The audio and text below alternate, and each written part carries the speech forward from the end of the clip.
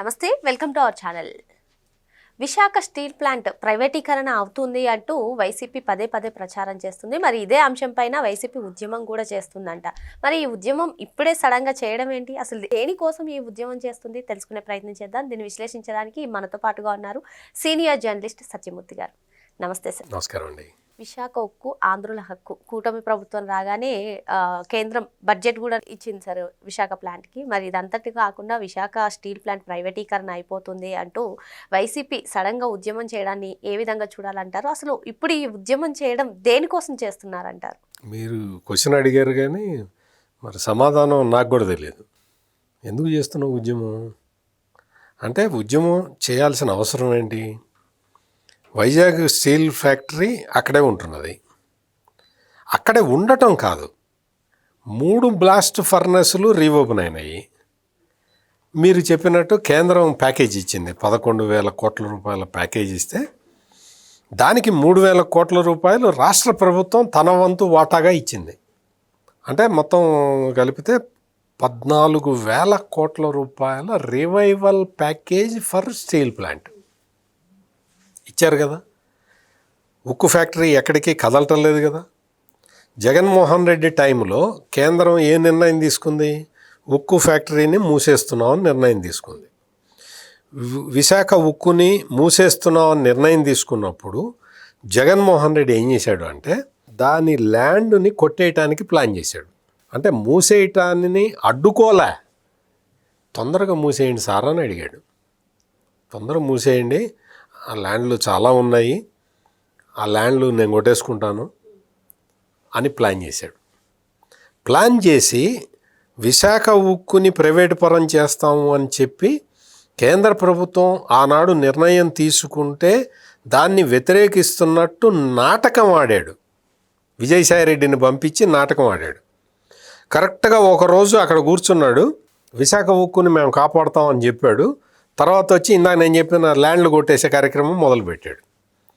అటువంటి జగన్మోహన్ రెడ్డి ఈ రోజున కూటమి ప్రభుత్వం ఆంధ్రప్రదేశ్లో అధికారంలోకి వచ్చి టాప్ ప్రయారిటీగా విశాఖ ఉక్కుని కాపాడే ప్రోగ్రాం తీసుకొని కేంద్ర ఉక్కు గనుల శాఖ మంత్రి కుమారస్వామిని పిలిచి 2 సార్లు పిలిచి మాట్లాడి చూపించి విశాఖ ఉక్కుతో ఆంధ్రులకి ఉన్న సెంటిమెంట్ని ఆయనకి వివరించి చెప్పి, దీన్ని ఉత్త సెంటిమెంట్ తోటి వ్యాపారం నడవదు కదా, స్ట్రాటజీ ఉండాలి.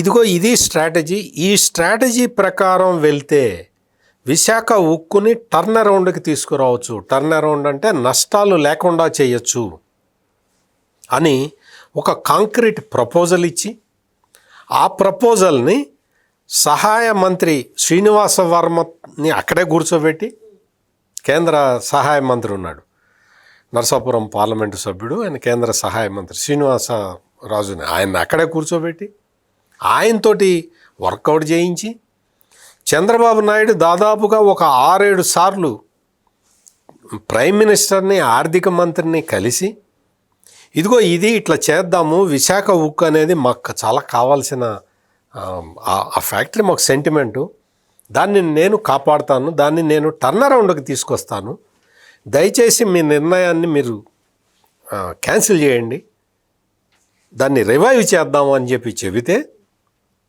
ప్రైమ్ మినిస్టరు ఆర్థిక మంత్రి నిర్మలా సీతారామన్ కూడా దానికి ఒప్పుకొని, జనరల్గా ఒప్పుకోరు. ఎందుకు అంటే వాళ్ళు కేంద్రంలో ఉన్న బీజేపీ ఒక నిర్ణయం తీసుకున్నది, ప్రభుత్వం వ్యాపారం చేయకూడదు అనే ఒక నిర్ణయం తీసుకున్నారు. కానీ చంద్రబాబు నాయుడు అడిగిన తర్వాత, ఇది ఆంధ్రుల సెంటిమెంట్కు సంబంధించిన విషయం అని చెప్పిన తర్వాత, రివైవల్ ప్యాకేజీలో మా వాటా కూడా మేము ఇస్తాము అని ఒప్పుకున్న తర్వాత కేంద్ర ప్రభుత్వం విశాఖ ఉక్కుకి రివైవల్ ప్యాకేజీ ఇచ్చింది. ఆ రివైవల్ ప్యాకేజీ రాగానే వెంటనే ఏం చేశారంటే జగన్మోహన్ రెడ్డి టైంలో మొత్తం ఫర్నెస్లన్నీ మూతపడిపోయినాయి, అన్నీ మూసేశారు. ఒక్క ఫర్నెస్, 1వ నెంబర్ ఫర్నెస్ నామకహా నడిపేవాళ్ళు. కూటమి ప్రభుత్వం అధికారంలోకి రాగానే 1వ ఫర్నెస్ని ఫుల్ లెంగ్త్కి తీసుకెళ్లారు ఫస్ట్. తర్వాత 2nd బ్లాస్ట్ ఫర్నెస్ని ఓపెన్ చేశారు, 3rd బ్లాస్ట్ ఫర్నెస్ని తర్వాత ఓపెన్ చేశారు. ఇప్పుడు ఫుల్ లెంగ్త్ కెపాసిటీకి వైజాగ్ స్టీల్ ప్లాంట్ వచ్చేసింది. నీకు రా మెటీరియల్ వాటికి సంబంధించిన అగ్రిమెంట్లు అవన్నీ జరుగుతూ ఉన్నాయి. రా మెటీరియల్ ప్రొక్యూర్మెంట్ని, ఆ కాస్ట్ ఆఫ్ రా మెటీరియల్ ప్రొక్యూర్మెంట్ని తగ్గించారు. They are taking different planning చేసుకొని డిఫరెంట్ వ్యూహాలతోటి ప్రొక్యూర్మెంట్ కాస్ట్ని తగ్గించారు. తర్వాత నెక్స్ట్ ఫేజ్లో ఏంటి, ప్రాఫిట్లోకి తీసుకురావాలి అంటే అన్నెసెసరీ శాలరీ బర్డెన్ని తగ్గించుకోవాలి. అన్నెసెసరీ శాలరీ బర్డెన్ని తగ్గించుకోవాలి అంటే ఇప్పుడు దాదాపుగా ఒక చాలా క్యాంటీన్లు ఉన్నాయి అక్కడ. ఎన్ని క్యాంటీన్లు అవసరమో అన్నీ ఉండాలి. అంతేగాని ఎక్సెస్ క్యాంటీన్లు పెట్టేసి దానికి స్టాఫ్ని రిక్రూట్ చేసుకొని ఆ స్టాఫ్కి స్టీల్ ప్లాంట్ నుంచి జీతాలు ఇప్పించి ఇటువంటిది, అంటే ఒక ఎగ్జాంపుల్, క్యాంటీన్లది ఒక ఎగ్జాంపుల్ చెప్పా. ఇటువంటివి దాదాపుగా ఒక 10-12 డిపార్ట్మెంటుల్లో ఎక్సెస్గా, అంటే మావాడండి ఉద్యోగం పెట్టించండి, మావాడండి ఉద్యోగం పెట్టించండి అని కార్మిక సంఘాల నాయకుల రికమెండేషన్లు, కార్మిక సంఘాల నాయకులు, రాజకీయ నాయకులు వీళ్ళ రికమెండేషన్ తోటి అర్హత లేకపోయినా ఉద్యోగాలు సంపాదించుకున్న వాళ్ళని తీసేస్తూ ఉన్నారు, ఇంకా తీసేస్తారు. ఎందుకు అంటే నువ్వు పైగా అప్పుడు ఒక పెద్ద స్కాండల్ కూడా బయటకు వచ్చింది వైసీపీ టైంలో. విశాఖ ఉక్కులో మేము మీకు జీతం ఇప్పిస్తాము, మాకు 3 లక్షలు కట్టండి, 5 లక్షలు కట్టండి అని చెప్పి 3 లక్షలు 5 లక్షలు వసూలు చేసుకొని ఉద్యోగాలు ఇప్పించారు. ఈ రోజున ఆ ఉద్యోగాలు తీసేస్తూ ఉంటే ఎవడైతే ఎవడు డబ్బులు వసూలు చేశాడో కూడా నా దగ్గర సమాచారం ఉంది, కానీ నేను చెప్పను. ఎవడైతే డబ్బులు వసూలు చేశాడో వాడు డబ్బులు తిరిగి కట్టాల్సి వస్తున్నది ఇప్పుడు ఈ రోజున. మరి ఉద్యోగం పోయింది కదా, నీకు 5 లక్షలు ఇచ్చి నేను ఉద్యోగం తెచ్చుకున్నాను కదా, ఇప్పుడు నా ఉద్యోగం పోయింది కదా, నా 5 లక్షలు నాకు ఇయ్యని అడుగుతున్నాడు వాడు. అందుకని చెప్పి ఈ రోజున విశాఖ ఉక్కు మొత్తం విశాఖ ఉక్కుని ప్రైవేటైజ్ చేయటలేదు, విశాఖ ఉక్కుని ముయ్యట్లేదు. 14,000 కోట్ల రూపాయల ఆర్థిక ప్యాకేజీ, రివైవల్ ప్యాకేజీ వచ్చింది. 3 బ్లాస్ట్ ఫర్నెస్లు పనిచేస్తున్నాయి, టర్న్ అరౌండ్కి రాబోతూ ఉన్నది. ఎందుకు యాజిటేషన్ చేస్తున్నావు? What is your problem? Is అంటే నీకు ఇప్పుడు వచ్చిన సమస్య ఏంటంటే నువ్వు దొబ్బిన డబ్బులన్నీ తిరిగి కట్టాల్సి వస్తున్నది. అందుకని ఈ కొంతమంది యూనియన్ నాయకులు, కొంతమంది వైఎస్ఆర్ కాంగ్రెస్ పార్టీ నాయకులు వీళ్ళందరూ కలిసి మేము ఉద్యమాన్ని చివరి వరకు తీసుకెళ్తాం. అంటే మళ్ళీ మూసేయిస్తావా? విశాఖ ఉక్కులో అన్రెస్ట్ క్రియేట్ చేసి విశాఖ ఉక్కుని మూసేయించటానిక నీ ప్రయత్నం? జగన్మోహన్ రెడ్డి నువ్వు చెప్పు, ఎందుకు ఉద్యమం చేస్తున్నావు చెప్పు, కారణం ఏంటి? విశాఖ ఉక్కు ప్రైవేటైజేషన్ చెయ్యకుండా ఆపేసి ఆర్థిక ప్యాకేజీని ప్రకటించి రివైవ్ చేస్తున్నందుకు ధన్యవాదాలు చెప్పే తీర్మానాన్ని అసెంబ్లీలో మండలిలో ప్రవేశపెడితే దాన్ని వ్యతిరేకించింది ఈ వైఎస్ఆర్ కాంగ్రెస్ పార్టీ. ఎందుకు వ్యతిరేకించావు? నీకు ఇష్టం లేదా? అంటే విశాఖ ఉక్కు రివైవల్ ప్యాకేజీ నీకు ఇష్టం లేదా? చెప్పు, అదే చెప్పు. విశాఖ ఉక్కుకి 14,000 కోట్ల రూపాయలు ఇవ్వటం నేను ఒప్పుకోవట్లేదు అని చెప్పు జగన్మోహన్ రెడ్డి. నీకు ధైర్యం ఉంటే. ఈవెన్ గతంలో షర్మిల కూడా చెప్పింది కదా సార్, ఈ విశాఖ స్టీల్ పైన ఏదో స్టాండ్ తీసుకోబోతుంటే అసలు మీకు మాట్లాడే అర్హతే లేదు, దీన్ని ప్రైవేటీకరణ చేసిందే మీ హయాంలో అని కూడా ఆమె కూడా చెప్పింది. అయినా కానీ ఇప్పుడు ఈ ఉద్యమం అదే ఇది అంతా కూడా నేను చెప్తున్నా కదా. ఈ వైఎస్ఆర్ కాంగ్రెస్ పార్టీ సంఘ విద్రోహ శక్తుల పార్టీలాగా ప్రవర్తిస్తున్నది. రాష్ట్రంలో ఏ మంచి పని జరిగినా అడ్డుకుంటున్నారు. నక్కపల్లిలో ఆర్సెల్ఆర్ మెటల్ స్టీల్ ఫ్యాక్టరీ వస్తున్నది. స్టీల్ ఫ్యాక్టరీ వచ్చేస్తుంది 1,47,000 కోట్ల రూపాయల పెట్టుబడి. వాళ్ళు ఏం చేస్తున్నారు తెలుసా? ఆర్సెల్ఆర్ మెటల్ వాళ్ళు స్టీల్ ఫ్యాక్టరీ పెట్టడంతో పాటు అనుబంధంగా ఒక ఓడరేవని పెట్టుకుంటున్నారు. నీకు ఎంత అడ్వాంటేజీ, నీకు ఎంత ఇన్కమ్ జనరేట్ అవుతుంది రాష్ట్ర ప్రభుత్వానికి? నీకు ఎంతమందికి ఉపాధి కలుగుతుంది? ఆర్సెల్ఆర్ మిట్టల్ స్టీల్ ఫ్యాక్టరీ తోటి దాదాపుగా 70,000 మందికి డైరెక్ట్ ఎంప్లాయ్మెంట్ జరుగుతుంది. వాళ్ళు కట్టే పోర్టు వల్ల 45,000 మందికి ఉపాధి కలుగుతుంది, డైరెక్ట్ ఎంప్లాయ్మెంట్. మరి ఇంతమందికి ఎంప్లాయ్మెంట్ క్రియేట్ చేసే ఆర్సెల్ఆర్ స్టీల్ ఫ్యాక్టరీని నువ్వు అడ్డుకోవటానికి నువ్వు ఈ స్టీల్ ప్లాంట్ ఉద్యమాన్ని ఎక్కువ చేస్తున్నావు. ఏం చెప్తున్నావు?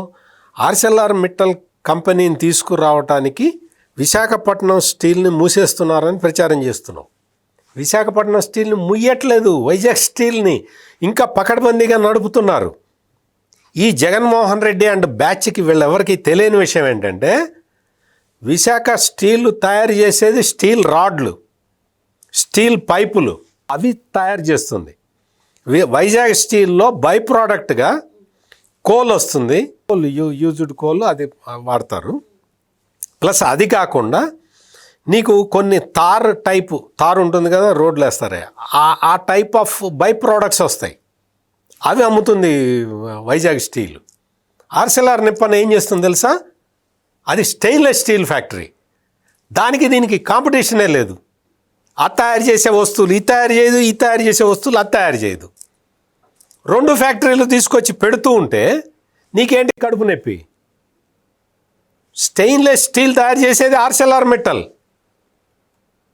స్టీల్ రాడ్స్ అవి తయారు చేసేది విశాఖ స్టీల్. నీకేంటి ప్రాబ్లం ఏంటి? నీ కడుపు నొప్పి ఎందుకు?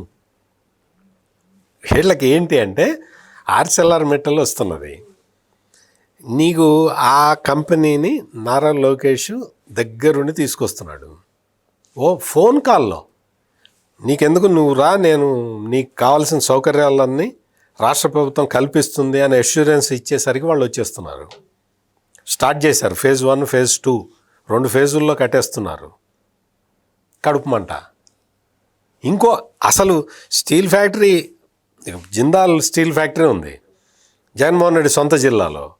వాళ్ళ నాన్న ఒక 2 సార్లు శంకుస్థాపన చేశాడు, ఈయన 2 సార్లు శంకుస్థాపన చేశాడు.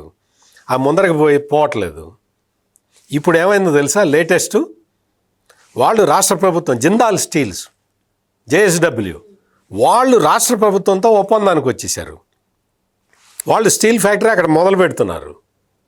రిక్రూట్మెంట్లు స్టార్ట్ అయిపోతున్నాయి. జగన్మోహన్ రెడ్డి సొంత జిల్లాల్లో కూడా స్టీల్ ఫ్యాక్టరీని తేలేకపోయాడు. అంత పనిమంతుడు ఈ జగన్మోహన్ రెడ్డి. ఈ రోజునొచ్చి వైజాగ్ స్టీల్ని కాపాడుతా, నువ్వు కాపాడేదేంటి? నువ్వు దాన్ని చెడగొడుతున్నావు, దాని భూములు అమ్ముకోవడానికి ప్రయత్నం చేసిన వాడివి నువ్వు. నీ జిల్లాలో స్టీల్ ఫ్యాక్టరీ తెచ్చుకోవడం చేతకాల. తెచ్చుకోగా JSW స్టీల్స్ వాళ్ళు ఆంధ్రప్రదేశ్ నుంచి వెళ్ళిపోతున్నారు, ఒరిస్సా వెళ్ళిపోయారు అని ప్రచారం చేశాడు. JSW ఒరిస్సా ప్లాంట్ వేరు, కడప ప్లాంట్ వేరు, దాని ప్రోడక్ట్స్ వేరు, దీని ప్రోడక్ట్స్ వేరు. బేసిక్ నాలెడ్జ్ కూడా లేకుండా ఇటువంటి ప్రజల్ని తప్పుదో పట్టించే ఉద్యమాలు చేయటం అనేది వైఎస్ఆర్ కాంగ్రెస్ పార్టీకి కరెక్ట్ కాదు. ప్రజల్ని ఎడ్యుకేట్ చేయటానికి రాష్ట్ర ప్రభుత్వం ప్రయత్నం చేస్తూ ఉన్నది.